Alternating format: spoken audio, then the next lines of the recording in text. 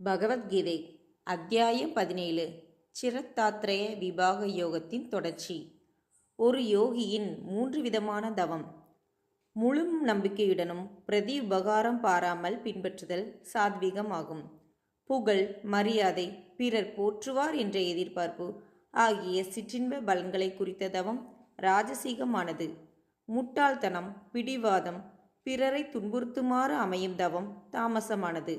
ஒரு பரிசை தக்க சமயத்தில் தக்க இடத்தில் தகுதியுள்ளவர்க்கு பிரதி உபகாரம் பாராமல் அளிப்பது சாத்வீகமாகும்.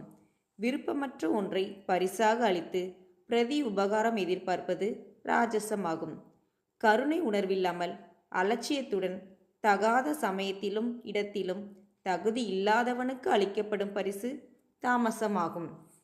ஓம் தட் சத் என்பது வேத பிராணங்களுடன் இணைந்து வந்தது. இந்த மும்மடங்கான பிரம்ம வாக்கியத்தின் பொருள் உண்மை, விழிப்புணர்ச்சி, பேரின்பம் ஆகும். ஓம் என்ற மந்திரத்துடனே அனைத்து நல்ல காரியங்களும் தொடங்குகின்றன. அனைத்தும் இறைவனுடையதே. தத் என்றால் இறைவன் என்று பொருள். அனைத்தும் அவனுக்கே சொந்தம். ஆதலால் பிரதி உபகாரம் பாராமல் உன் கடமையை செய். சத் என்பது மங்களகரமான செயலை குறிக்கும்.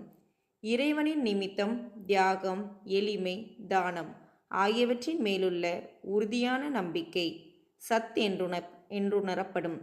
அசத் என்பது நம்பிக்கையின்றி செய்யும் பயனற்ற நற்செயல்.